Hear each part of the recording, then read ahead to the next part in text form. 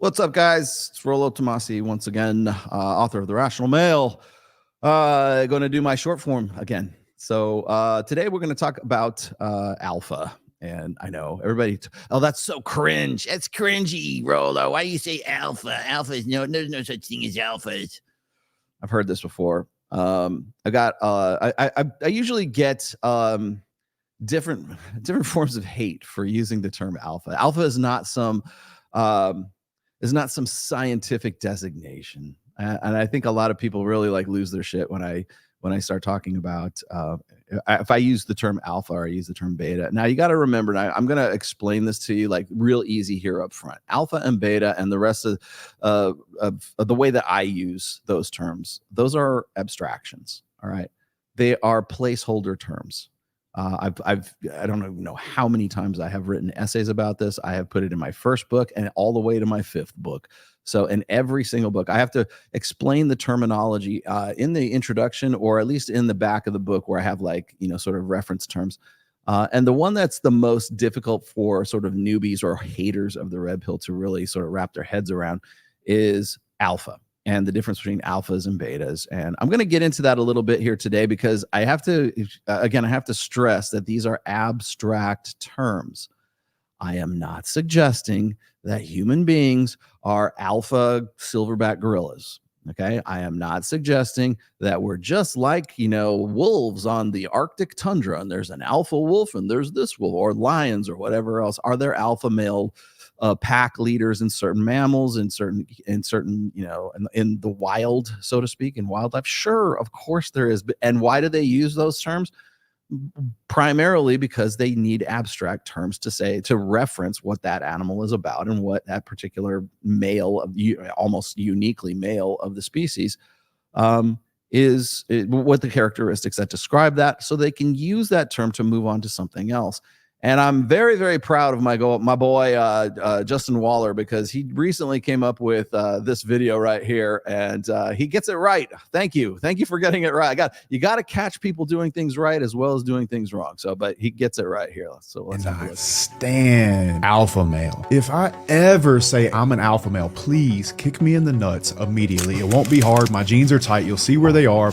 Do it. Here's another thing I hate: the point scale, the 0 to 10. It's horrible. But these words and these phrases, they're used as a placeholder for people to understand the context of the situation. 10 out of 10 man will sleep with a 5 or a 6 out of 10 woman. He will sleep with her, and that gives her the illusion that she has a shot with that man, which is not true. He is just sleeping with her. A woman is generally not gonna sleep with a 5 out of 10 or a 7 out of 10 man. She's just not gonna do it. So I do think it's different in that way. There you go. Okay, thank goodness we have a little bit of frame of reference here. So even the 1 to 10 scale, I think that's also that it's subjective, right? I mean, there are some objective reference points for female beauty and male beauty as well. Okay, I think what really sort of gets lost in the mix here is that these standards for that women hold for male physical beauty are very, very static. There's no put it this way, there's no dating sites that specifically cater to women who want big, beautiful men or looking for guys who are morbidly obese or more to love, and they're fitness models themselves. You know what? I really need a guy who's got a little more chunk to it, right? Those dating sites do not exist. There are plenty of dating sites for women who are looking for guys who are very, very wealthy, like executive introductions. But there are if somebody can pull out a dating site or a dating app that is specifically caters to hot fitness model caliber women, specifically seeking out overweight men, please email me and I will offer retraction today. But the thing is that, again, it is the 1 to 10 scale is also something that I think is a little bit more subjective. The same thing with alpha, beta, whatever. It ends up being something that is, what's being referenced. So when I talk about alphas and I talk about betas, you have to remember that beta is not even necessarily a derogatory term, at least as far as my classification is concerned. if I say beta or blue pill, people think of that in terms of negative. Those are just designations. And a red pill and blue pill, for example, those are also abstract terms that are placeholder terms so that you can use that terminology to move on to bigger concepts, such as the 80-20 rule, for example. Again, people get the 80-20 rule wrong all the time. And so it's not that 80% of, or was it 20% of men are banging 80% of the girls. It's complete corruption. It's not even really so much the Pareto principle, which I think a lot of people really want to sort of make some sort of sub reference to. The fact is that 80% of men are invisible to women. And we can see this through research. We can see this through the statistics for Tinder, for Bumble, for Hinge.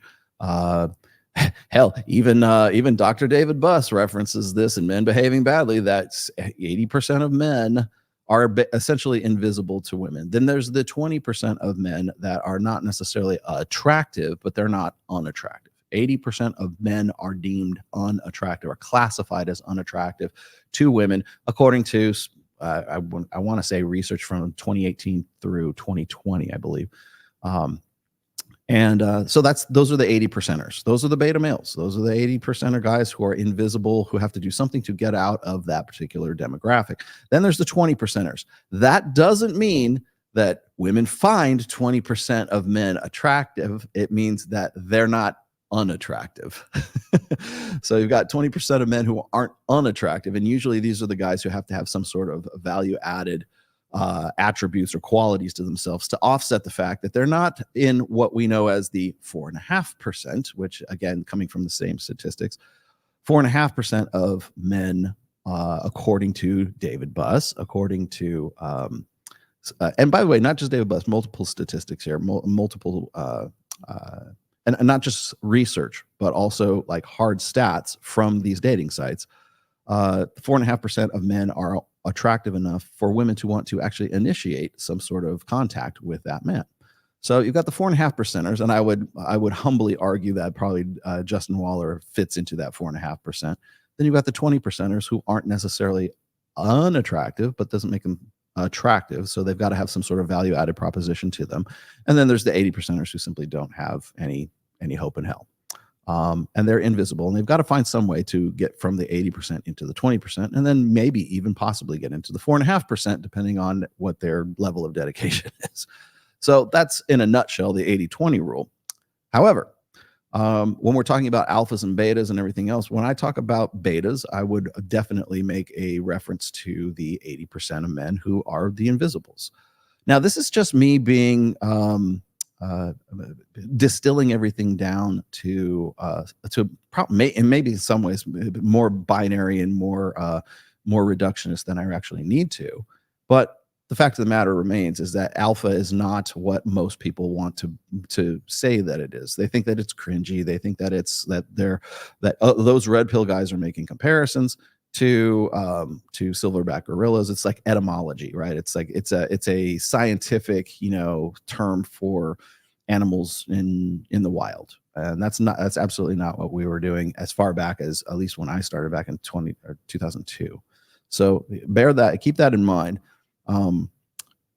And so the reason why I say that, the reason why I feel like this needs I have to belabor the definitions here, is because too many people want to say they don't know what they're talking about. No real scientist would ever use these terms, and so therefore they're wrong. Well, that is kind of short. That is just as short-sighted and cringy as whoever wants to turn it into like these absolutes. Okay, the long and the short of it is for red pill, thinkers such as myself, those terms are just used to identify 80, 20, 4.5, that kind of thing. Now, not to be confused with sociosexual hierarchies. And I'm going to show you a video right here. And I think this has been making the rounds here. So this is going to help sort of launch into sociosexual hierarchies. For him specifically, but all you guys can answer. Do you think that men now are using, I have to ask, the word, the term alpha loosely? Do you think every man thinks they're alpha? Every man would like to be an alpha, right?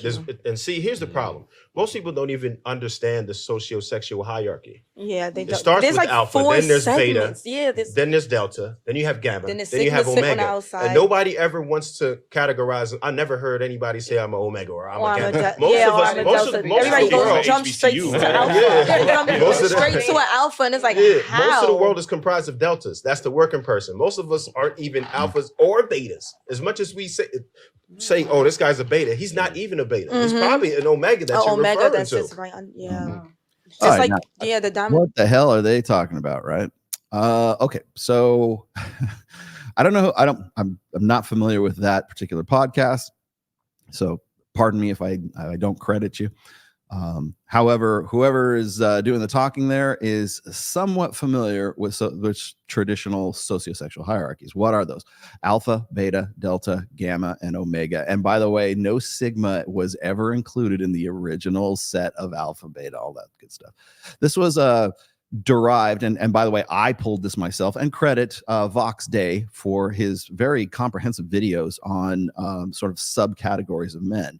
Now, alpha in this case, of course, is an abstraction, but it is used to define a particular male archetype. So when we're talking about alpha, beta, delta, gamma, omega, I'll give you just some real brief descriptions of those archetypes. Now, the alpha, according to sociosexual hierarchies, is Tom Cruise in Top Gun, right? What was his name in Top Gun? Maverick is the alpha, okay, and Goose, is it Goose was his best friend? Goose is the beta, okay, but he's not a beta. He's not like, oh, he's not this simpering weasel or anything like that. He's just not as good as the alpha. He's a leader. The alpha is a leader of men, and by the way, it leaves a lot of room for different variations of alpha. Now, when people want to throw out this idea about, oh, I'm a sigma male, or I see these I see even channels like YouTube channels that call themselves How to Be a Sigma, because it's very popular. This idea that you can exist outside, somehow you can sort of break free from this categorization. And I'm not a big fan of categorizing people, as you probably already realized, which is why I personally tend to just distill it down to alpha and beta and just leave it at that, because I need to get onto more complex subjects, right? But when it comes to sociosexual hierarchies, the alpha male could be Captain America, or Superman, right? It could be the guy who is truth, justice, and the American way, responsibility. He's lawful good, right? He's the guy who is does the right thing, very pro-social. He's a very pro-social alpha. He's a leader of men. He is a leader of industry. He could be a leader at your church. He could be whatever. He does the right thing. Truth, justice, and the American way. That's Superman. That is a particular alpha archetype. Okay. Then there's the Iron Man, Batman alpha archetype. And people confuse that archetype with being a sigma. Okay. No, you're an alpha. You're just chaotic good, right? You're just a happy-go-lucky kind of scoundrel. Like Han Solo is that kind of alpha male, right? Captain Kirk would fall into that as well, I would say. He does the right thing. He wants to do the right thing, but sometimes he has to break the rules to do the right thing, right? Or then you've got Batman, and Batman is a vigilante. He does the right thing, but he does it his own way, because sometimes you just have to break the rules to do the right thing, right? James Dean, rebel without a cause. I'm trying to think of some other fictional characters who sort of embody that particular type. That's not a sigma male. That is an alpha male who is, I want to say antisocial, but certainly less social than the pro-social Superman, Captain America archetypes. Okay. So that loosely defines the alpha for sociosexual hierarchies. The second thing to think of is, of course, the beta. Now, what's the beta male in sociosexual? He's the best friend. He's the sidekick. He's Bucky Barnes, right? He's Robin. He's whoever the sidekick is for the superhero. He's the understudy. He wants to be an alpha, and he probably could if that alpha suddenly took ill or he died or something. Like he was killed by the Joker. Who knows, right?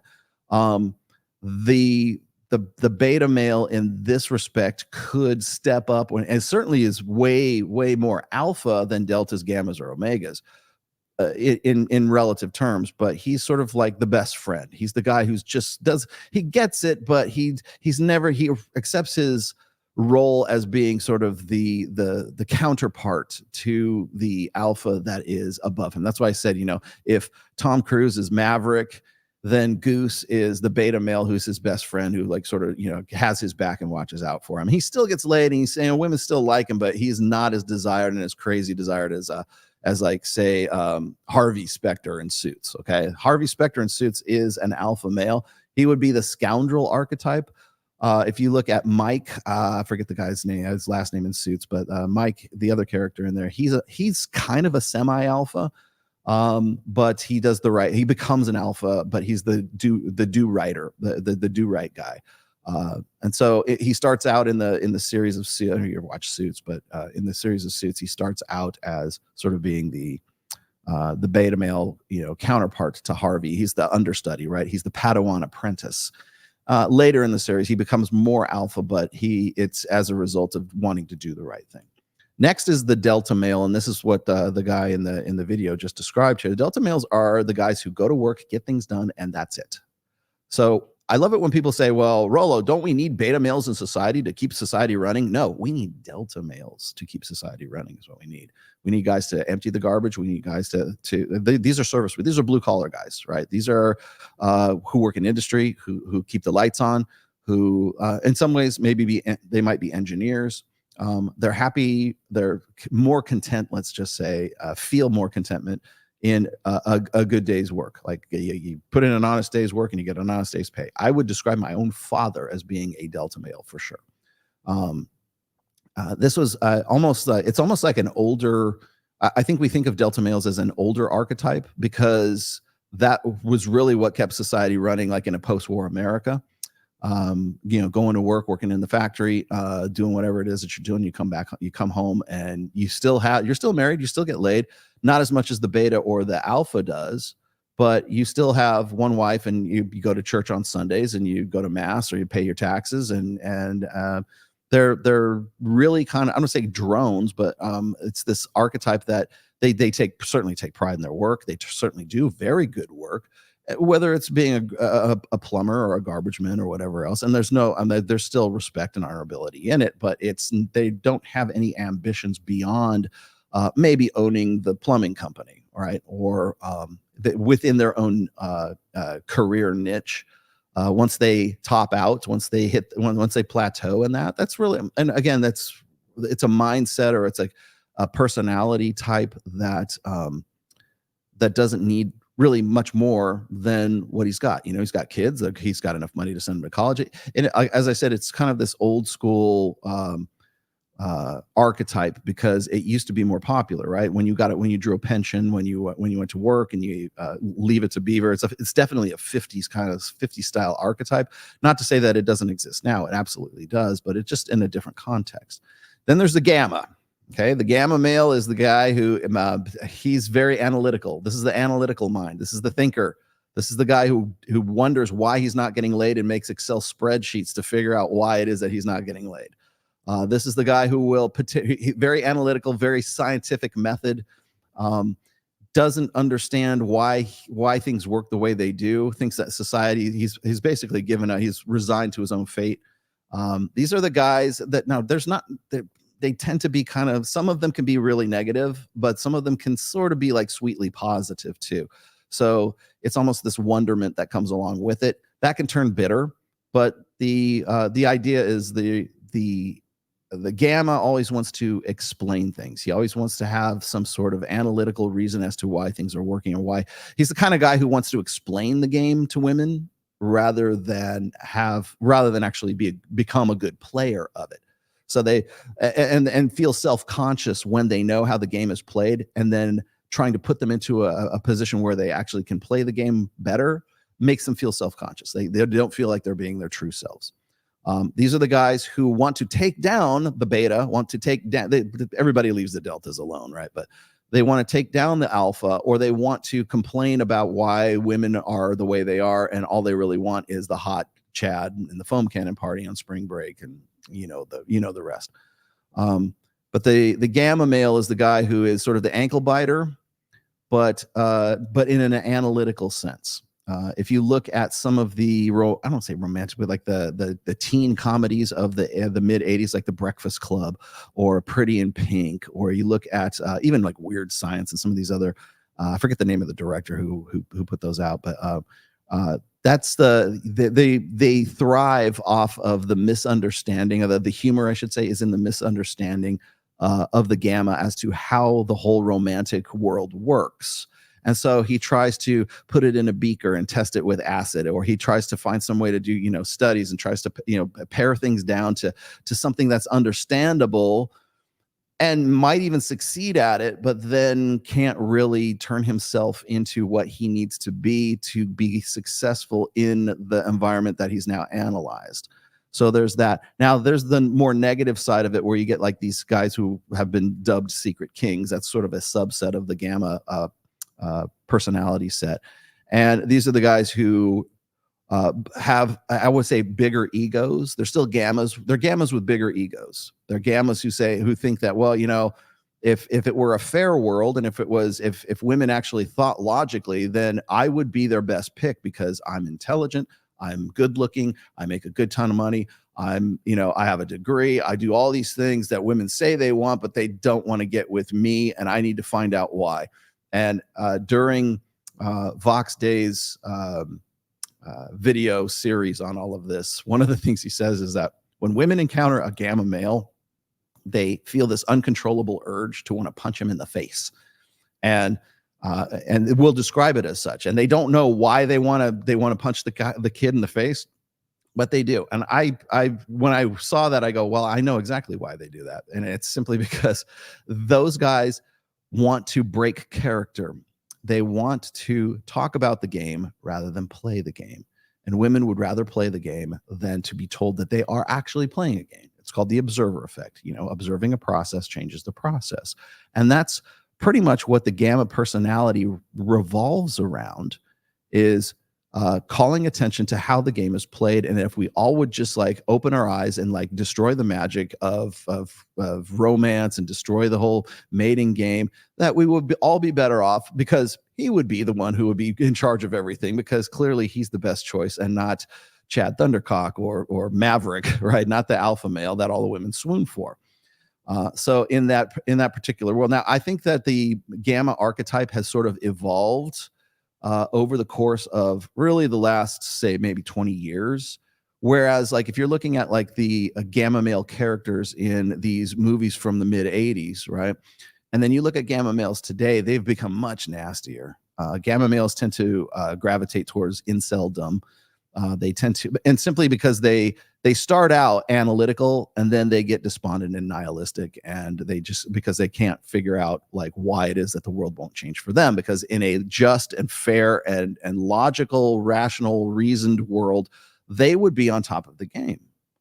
If it was all about intelligence, if it was all about the things that women say that they want rather than what their behaviors actually say or show that they want, then those guys would be the natural fit for they would be on top of the reproductive the reproductive chain, but they're not. And so in a society where we have mass communication and we have social media, they tend to flock together, gather together, and commiserate together, and really don't move on in the way that, say, the gamma males from the mid 80s did. Because the I don't say losers, but the guys who are lower on sort of the male value chain, those guys had motivation to do something better, to get themselves from out of the 80% into the 20%.